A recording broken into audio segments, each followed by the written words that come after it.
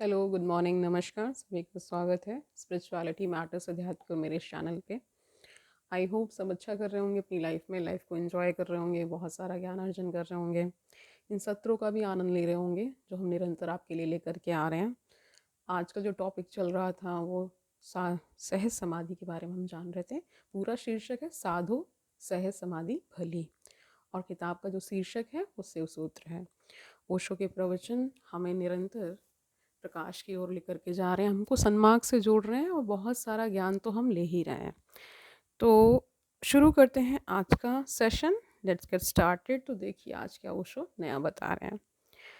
कह रहे हैं शिव तुल्य जो हो गया उसका एक ही दान है। तो दान क्या बता रहे हैं? वह आत्मज्ञान है। यानी आत्मज्ञान पहले होगा ना, तभी तो वो शिक्षाएं, वो जो समझ है वो हम बांट पाते हैं। यानी जितने भी विद्वत जन हैं, जो बहुत सारे स्पिरिचुअल थिंकर हैं, है ना, प्रीचर हैं, वो हमें ज्ञान कैसे दे पाते हैं? पहले उन्हें आत्मज्ञान होता है, तब जा कर के वो हमें अपना ज्ञान शेयर करते हैं कि देखो मुझे ये अनुभूति हुई है, अब तुम भी इस अनुभूति की ओर आगे बढ़ो, इसमें आओ, इस आनंद को भी जानो।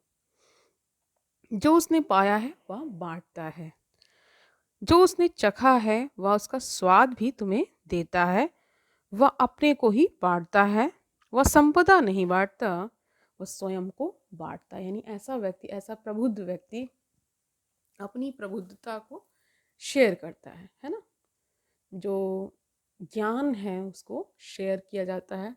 और देखिए ज्ञान के विषय में ये कहा जाता है जितना आप शेयर करते हैं उतना वो बढ़ता है। यानी ज्ञान के लिए ये कहा जाता है कि ज्ञान ऐसी संपदा है जो चोरी नहीं हो सकती, जिसको कोई छीन नहीं सकता आपसे, आपकी विद्वता कोई छीन नहीं सकता, इस तरह से। ठीक है, वह तुम्हें भागीदार बनाता है अपनी भीतरी संपदा में। बाहरी संपदा दो कौड़ी की हो गई है। तो देखिए बाहरी संपदा को दो कौड़ी का इसलिए कह रहे हैं क्योंकि ये सारी जो वस्तुएं हैं, धन संपदा है, ये कोई भी व्यक्ति चोरी कर सकता है, कोई भी व्यक्ति बैंकरप्ट हो सकता है, बहुत सारा उसका धन जा सकता है, लेकिन ये जो ज्ञान की जो संपदा है वो कभी नहीं जाती। कह रहे उसका, उसको दो कौड़ी का इसीलिए कह क्योंकि वो जा सकती है, इसका कोई भी मूल्य नहीं है। तुम गरीब मरो कि अमीर मरो कोई बहुत फर्क नहीं पड़ता। तुम खा पीकर ठीक से अच्छे बिस्तर पर मरो कि बिन खाए सड़क पर मरो कोई फर्क नहीं पड़ता। फर्क सिर्फ एक बात से पड़ता है कि तुम जागते हुए जियो और जागते हुए मरो। जो जागते हुए सारे काम करते हैं, यानी पूरे होश में जिसके सारे कार्य होते हैं, जिसके अंदर वो जागृति आ जाती है ना, तो फिर कहते हैं कि कुछ अद्भुत घटता है। अद्भुत क्या है? वो अद्भुत कि सारा संसार, सारा ब्रह्मांड उसे एक भाव में आ जाता है।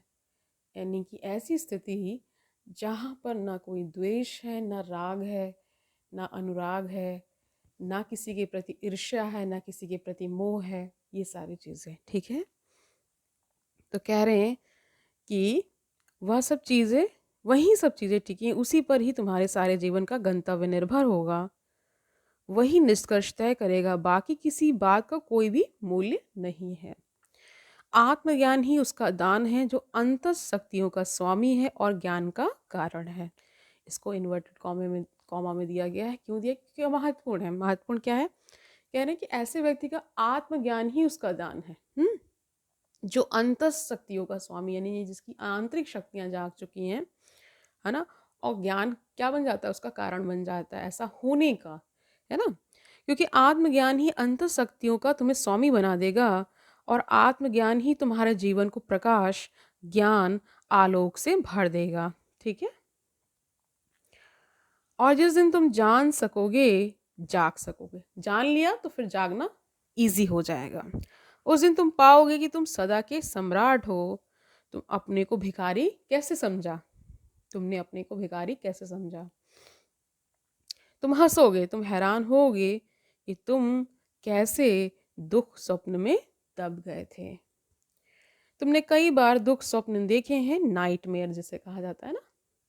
बस वैसा ही पूरा जीवन है। कभी कभी ऐसा होता है, रात तुम सोए, छाती पर हाथ पड़ गया, सीधे सो जाओ और छाती पर हाथ पड़ जाए, सपना आएगा कि कोई छाती पर चढ़ा है।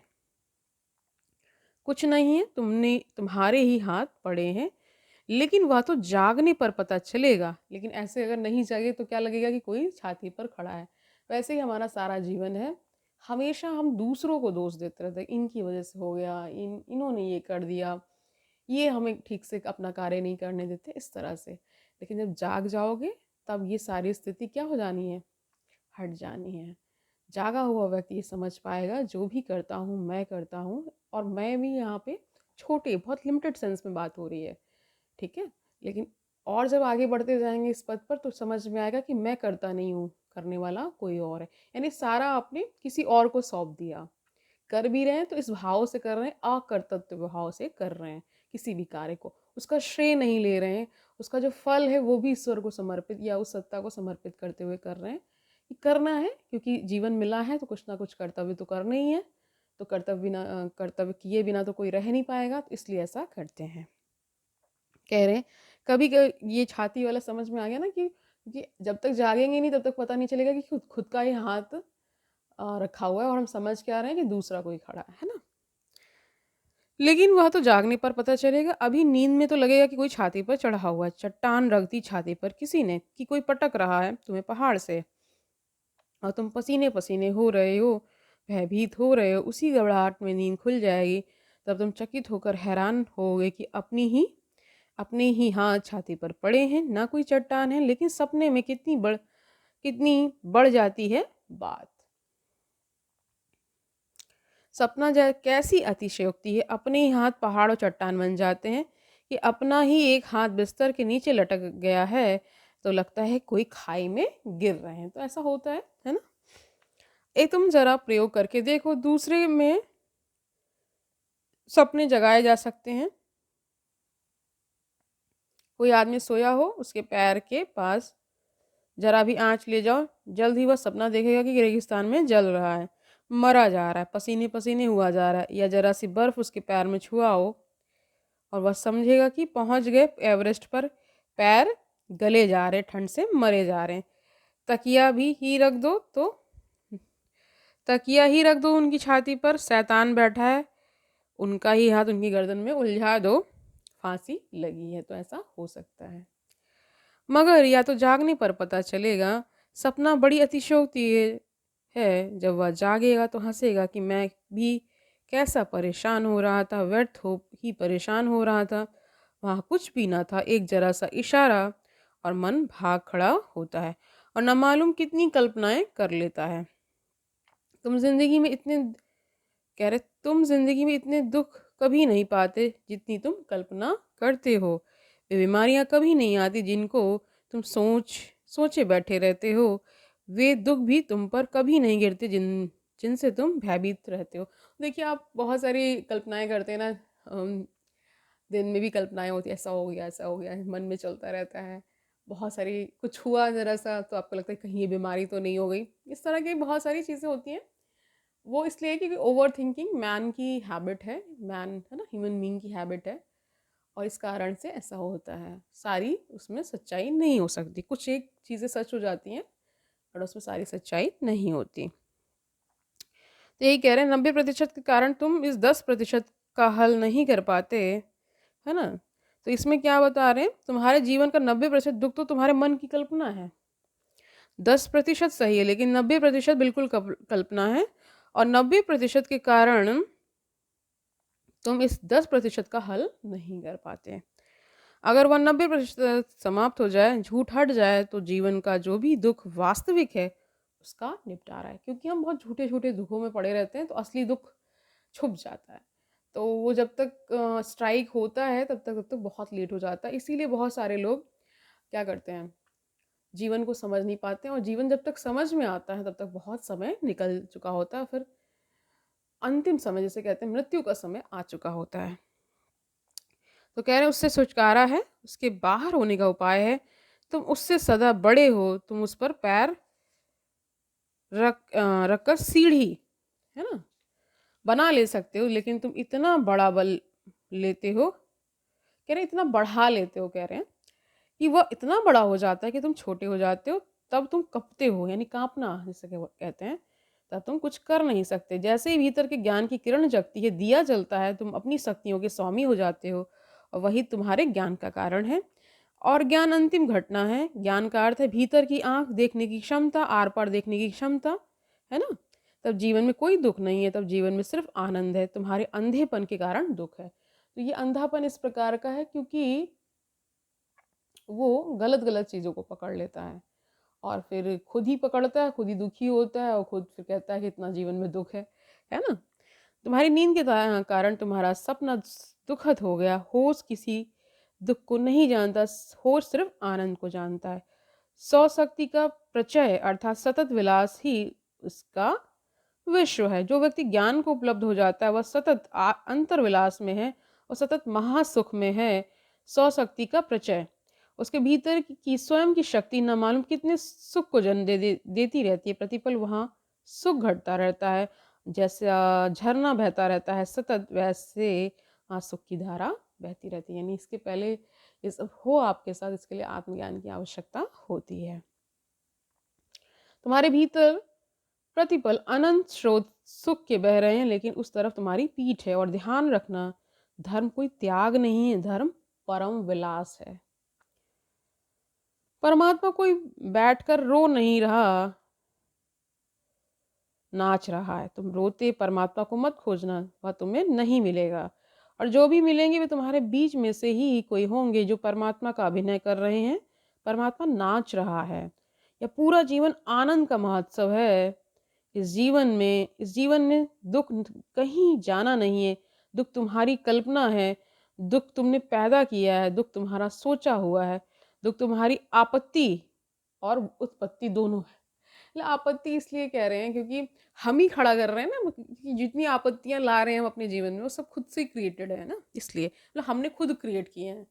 किसी को इतना बड़ा बना देना, फिर किसी को जब उसकी असलियत सामने आती है फिर दिल को हर्ट होता है, हार्ट ब्रेक्स लेते हैं हम इतने सारे। किसी को भगवान क्यों बना देना है, ये भी सोचिए। किसी को इतना ऊपर क्यों रख देना, इतना ऊपर पेडेस्टल पर रखने की ज़रूरत क्या है। सामान्य रहिए, एकदम सामान्य रहेंगे तो सब कुछ सामान्य रहेगा। ठीक है, फाइन। आगे आगे से बढ़े। कह रहे दुख सारी तुम्हारी क्या है, कल्पना है। दुख तुमने ही सोच सोच के, ओवरथिंक कर करके उसको बढ़ा लिया, इतना है नहीं। कह रहे दुख तुम्हारा सोचा हुआ, यानी तुम्ही ने सब सोचा हुआ है। दुख तुम्हारी उत्पत्ति है और अंधा आदमी और कुछ कर भी नहीं सकता। वह जहाँ जाएगा वहीं टकराएगा, पर सोचता है वह यह कि सारी दुनिया मुझसे टकराने को तैयार खड़ी है। कोई तुमसे टकराने को क्यों उत्सुक होगा, ये प्रश्न कर रहे हैं ओशो। कोई दीवार को मतलब है, पूछ रहे हैं क्या कोई दीवार को मतलब है तुमसे टकराने की में, कोई रुचि है उसको, कि दरवाजे पर कोई मतलब है। अंधा आदमी जहाँ भी जाता है कहीं दीवार टकरा जाती है, कहीं दरवाजा टकरा जाता है, और अंधा आदमी सोचता है कि सारी दुनिया मुझसे टकराने को बैठी है।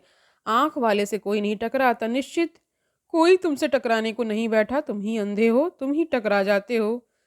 दोष तुम दूसरे को देते हो, दोषी तुम स्वयं हो, उत्तरदायित्व तुम दूसरे पर फेंकते हो। तुम्हारे अतिरिक्त किसी का उत्तरदायित्व नहीं है। तो ये बात अंडरलाइन और ध्यान में रखने के योग्य है कि कोई भी आपकी जीवन में जो भी गतिविधियां हो रही हैं, जो भी घटनाएं हो रही हैं, उसके लिए आप स्वयं जिम्मेदार हैं। मोस्ट ऑफ द केसेस में ऐसा है ना, 90%। 10% मान सकते हैं कि कुछ संयोगवश भी चीज़ें हो जाती हैं ना। यह वचन समझने जैसा है। सौ शक्ति का प्रचय अर्थात सतत विलास ही उसका विश्व है। ऐसी स्थिति जब आती है ज्ञान की, तो प्रतिपल आनंद ही फलित होता रहता है। वह सिर्फ फूल, कह रहे वहाँ सिर्फ फूल ही लगते हैं, कांटे नहीं। और वहाँ अमृत ही बरसता है, वहाँ कोई मृत्यु नहीं, वहाँ दुख की एक किरण भी नहीं प्रवेश पाती। तुम्हारे भीतर महासुख का राज्य है, उसकी ही तुम तलाश में भी हो, लेकिन खोज तुम बाहर रहे हो। खोजना कहाँ है, अंदर तुम खोजना है। खोज तो ठीक है, दिशा गलत है। आत्मज्ञानी तुम्हें दिशा देता है, वही उसका दान है, और तुम्हें उस दिशा में ले जाता है जहाँ उसने पाया, वहीं तुम्हें ले जाता है। आत्मज्ञानी तुम्हें समझाता नहीं, क्योंकि उसे समझाने का कोई उपाय नहीं, तुम्हारे हाथ को पकड़कर उस तरफ ले जाता है।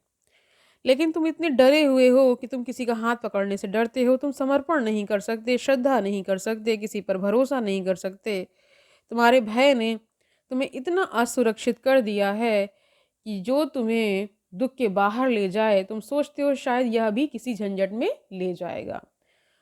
तुम इतनी झंझटों में पड़ते रहे हो कि अब तुम्हें झंझटें ही दिखाई पड़ती हैं। आत्मज्ञानी के पास अगर तुम उसका हाथ पकड़ने को राजी नहीं हो तो कोई उपाय नहीं कि वह तुम्हें दान भी कैसे दे।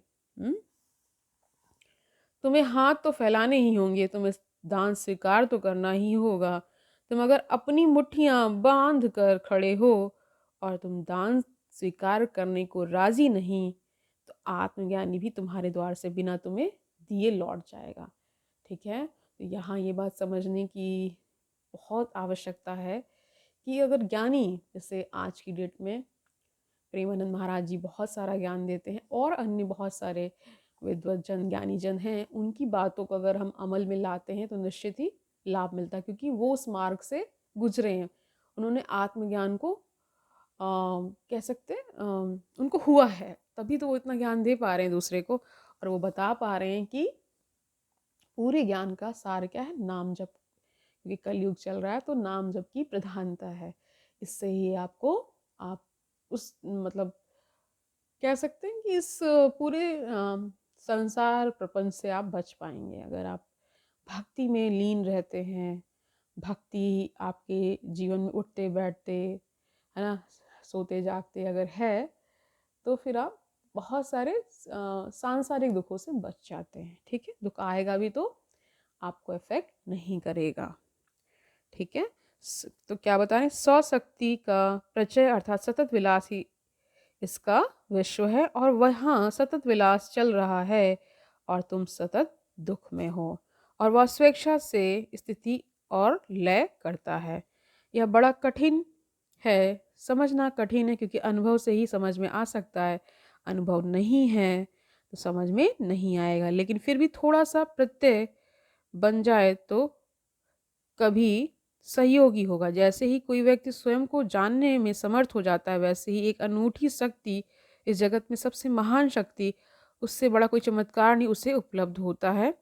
और वह चमत्कार यह है कि वह जब चाहे तब हो जाए और जब चाहे ना हो जाए, जब चाहे तब अस्तित्व में आ जाए और जब चाहे तब शून्य में खो जाए, जैसे तुम जागते हो और सोते हो। तो आज के लिए इतना ही रखते हैं। आज की पूरी चर्चा का क्रक्स क्या है कि स्वयं की यात्रा में, यानी अंतश की यात्रा में, आत्मज्ञानी जो होगा, आत्मज्ञानी व्यक्ति है ना, तो आत्मज्ञानी व्यक्ति जो ज्ञान देता है वही दान है उसका। ठीक है, उस दान को लेने के लिए आपको हाथ तो आगे बढ़ाने पड़ेंगे ना। अगर नहीं बढ़ाएंगे तो ऐसा व्यक्ति बिना दिए ही लौट जाएगा, है ना। ये प्रयास तो आपको लेना ही होगा।